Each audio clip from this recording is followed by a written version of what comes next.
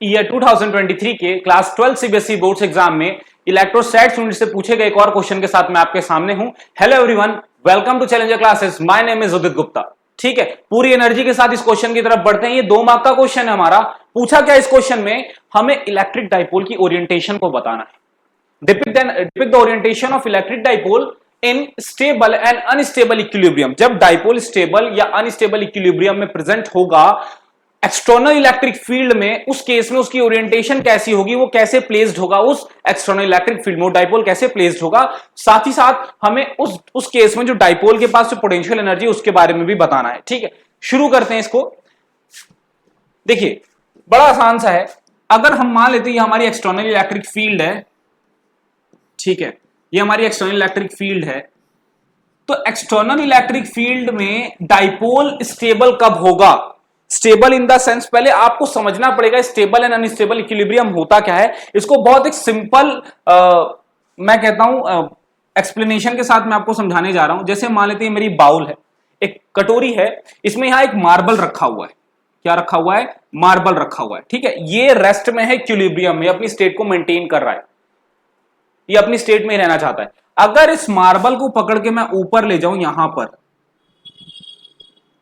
ठीक है, यहां पर ले जाऊं, मैं इस पे क्या करूं, कुछ वर्क डन करूं, तो क्या होगा, वहां पर वर्क डन करके अगर मैं वहां से उसको छोड़ दूं, ये मार्बल ऐसे ऐसे ऑसिलेशन करेगा और वापस अपने उसी स्टेट में चला जाएगा। तो ऐसे केस में जो मार्बल है हमारा, वो स्टेबल इक्विलिब्रियम में था। मतलब क्या है, अगर कोई चीज स्टेबल इक्विलिब्रियम में है और आप उस पर वर्क डन करते हो और वर्क डन करने के बाद अगर आप उसे फ्री कर देते हो, तो वापस से अपने उसी स्टेट को मेंटेन कर लेगा। इस तरह का इक्विलिब्रियम स्टेबल इक्विलिब्रियम कहलाता है। अच्छा, अनस्टेबल इक्विलिब्रियम क्या कहता है, इसी कटोरी को, इसी बाउल को मैं ऐसे उल्टा करके रख दूं, ऐसे। अब यहां पर रखा था मेरा वो रेस्ट में, हमारा मार्बल यहां रेस्ट में रखा था। ठीक है, अब मैं क्या करता हूं, मैं इस पे वर्क डन करता हूं और इसको नीचे ढकेल देता हूं। क्या ये वापस यहां आ पाएगा? अभी रेस्ट में है, बिल्कुल शांत यहां पड़ा हुआ है, लेकिन हल्का सा भी वर्क डन कर दिया इस मार्बल पर, तो ये वापस से अपनी उस जगह को अटेन नहीं कर पाएगा। तो इस तरह की इक्विलिब्रियम को अनस्टेबल इक्विलिब्रियम कहते हैं। आई होप आपको ये बात समझ में आई होगी। चलिए ठीक है, तो अब डिस्कस करते हैं यहां पर। तो हमारा स्टेबल इक्विलिब्रियम कब होगा? हमारा स्टेबल इक्विलिब्रियम तब होगा जब हमारा डाइपोल ऐसे अलाइन होगा। इस कंडीशन में ये स्टेबल इक्विलिब्रियम है। क्यों? क्योंकि इस केस में जो डाइपोल है, डाइपोल जो है वो इलेक्ट्रिक फील्ड के साथ 0 डिग्री बना रहा है। पॉजिटिव चार्ज को जितने फोर्स के साथ डाइपोल इलेक्ट्रिक फील्ड इधर खींचना चाह रही है, उतना ही फोर्स के साथ निगेटिव चार्ज को इधर खींचना चाह रही है, तो नेट फोर्स 0 हो जाएगा। मतलब नेट कोई फोर्स काम नहीं कर रहा और हमारा जो डाइपोल है बिल्कुल इक्विलिब्रियम में यहां रखा हुआ है। ठीक है, आ रही है बात समझ में? तो ये हो गया हमारा कौन सा कंडीशन, जब एंगल कितना होगा P और E के बीच का, 0 डिग्री। जब एंगल 0 डिग्री होगा तो ये हमारा स्टेबल इक्विलिब्रियम में होगा। ठीक है, और अब अनस्टेबल इक्विलिब्रियम क्या होगा? तो अनस्टेबल इक्विलिब्रियम की अगर हम बात करें तो अनस्टेबल इक्विलिब्रियम कब होगा? अनस्टेबल इक्विलिब्रियम तब होगा जब हमारा जो डाइपोल है, वो 180 डिग्री बनाएगा। कितना बनाएगा?